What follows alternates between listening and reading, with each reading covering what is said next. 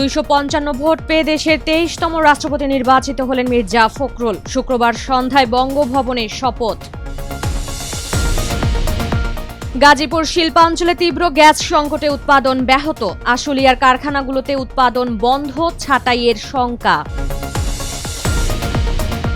প্রয়োজনে রাজনৈতিক ঐক্যমত্য করে জামায়াত শিবিরকে নিষিদ্ধ করতে হবে, মন্তব্য প্রতিমন্ত্রী নূরের। উগ্রবাদ মাথাচাড়া দেওয়ার শঙ্কা।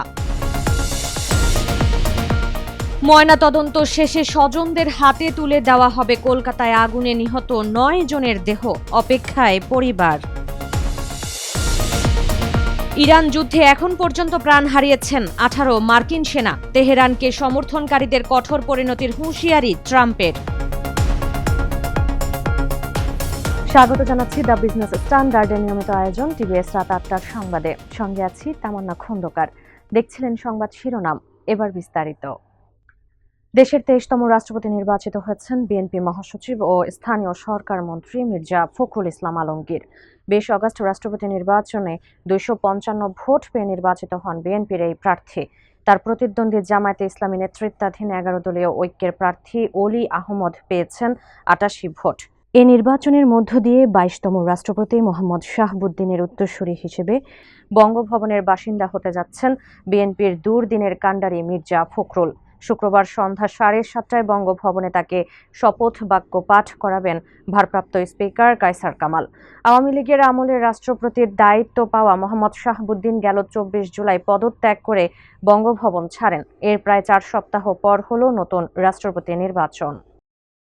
তীব্র গ্যাস সংকটে উৎপাদন ব্যাহত হচ্ছে গাজীপুর শিল্পাঞ্চল জুড়ে। বাধ্য হয়ে কারখানাগুলো ব্যয়বহুল ডিজেল চালিত জেনারেটর চালাচ্ছে, বন্ধ রাখছে গ্যাস নির্ভর ইউনিট। সাধারণত মেশিনে করার কাজ করছে হাতে। সময়মতো পণ্য সরবরাহ করতে না পারায় মূল্য ছাড়, আর্থিক ক্ষতি এবং ক্রেতাদের আস্থা হারানোর ঝুঁকিতে পড়ছেন রপ্তানিকারকেরা। এদিকে তীব্র গ্যাস সংকটে আশুলিয়ার গ্যাস নির্ভর কয়েকটি কারখানায় বন্ধ হয়ে গেছে উৎপাদন কার্যক্রম। বিপুল লোকসান, উৎপাদন ব্যাপকভাবে কমে যাওয়া এবং জনবল কমানোর বাড়তি চাপের কথা জানাচ্ছে অনেক কারখানার মালিকরা। প্রয়োজনে রাজনৈতিক ঐক্যমত্য তৈরি করে জামায়াত শিবিরকে নিষিদ্ধ করতে হবে বলে মন্তব্য করেছেন প্রবাসী কল্যাণ ও বৈদেশিক কর্মসংস্থান প্রতিমন্ত্রী এবং গণ অধিকার পরিষদের সভাপতি নুরুল হক। কুষ্টিয়ায় জামায়াত শিবিরের সঙ্গে সংঘর্ষে আহত ছাত্র অধিকার পরিষদের নেতা সোহানুর রহমানকে দেখতে 20 আগস্ট দুপুরে ঢাকা মেডিকেল কলেজ হাসপাতালে যান নুরুল হক। পরে হাসপাতালের সামনে সাংবাদিকদের সঙ্গে কথা বলার সময় তিনি কথা বলেন। 2024 সালের অভ্যুত্থানে গণহত্যার দায়ে আওয়ামী লীগের কার্যক্রম নিষিদ্ধ হয়েছে উল্লেখ করে নুরুল হক বলেন, 1971 সালে এর চেয়েও ভয়াবহ গণহত্যা, লুটপাট ও গণধর্ষণ হয়েছে। এসবের জন্য জামায়াত শিবিরেরও নিষিদ্ধ হওয়া দরকার। তাদের নিষিদ্ধ না করলে দেশে উগ্রবাদ মাথাচাড়া দিতে পারে বলেও মন্তব্য করেন নুরুল হক। কলকাতার নিউ মার্কেট এলাকার মির্জা গালিব স্ট্রিটের হোটেল শিখায়নে ভয়াবহ অগ্নিকাণ্ডে নিহত 9 জনের মরদেহ কলকাতা মেডিকেল কলেজ হাসপাতালের পুলিশ মর্গে রাখা হয়েছে। ময়নাতদন্ত শেষে মরদেহগুলো পরিবারের কাছে হস্তান্তরের কথা রয়েছে। এরপর ভারত ও বাংলাদেশ সরকারের নির্ধারিত প্রক্রিয়া মেনে মরদেহগুলো বাংলাদেশে নেওয়ার ব্যবস্থা করবেন স্বজনেরা। নিহত 9 জনের মধ্যে 7 জন বাংলাদেশের নাগরিক এবং 2 জন ভারতের নাগরিক। নিহতদের মধ্যে পুরুষ, নারী ও একটি শিশুও রয়েছে।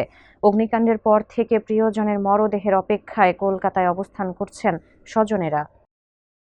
ইরান যুদ্ধে এখন পর্যন্ত নিহত হয়েছেন 18 মার্কিন সেনা। আহত সেনা সদস্যের সংখ্যা দাঁড়িয়েছে 757 জনে।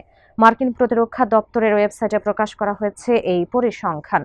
প্রতিরক্ষা বিভাগের সদর দপ্তর পেন্টাগন 19 আগস্ট তাদের সেনা হতাহতের তথ্য হালনাগাদ করে। সেখানে আরও 50 জনের বেশি আহত সেনার নাম নথিভুক্ত করে এই নতুন পরিসংখ্যান প্রকাশ করা হয়।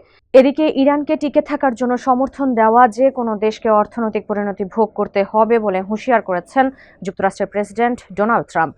যুক্তরাষ্ট্র সময় 19 আগস্ট সন্ধ্যায় সামাজিক মাধ্যমে পোস্ট করা এক বার্তায় অভূতপূর্ব মাত্রায় অর্থনৈতিক যুদ্ধ ও বিচ্ছিন্নকরণের ঘোষণা দেন ট্রাম্প। তবে তার বার্তায় বিস্তারিত তথ্য ছিল না। দর্শক, এই ছিল টিভিএস রাত 8টার সংবাদে। এতক্ষণ সাথে থাকার জন্য ধন্যবাদ সবাইকে।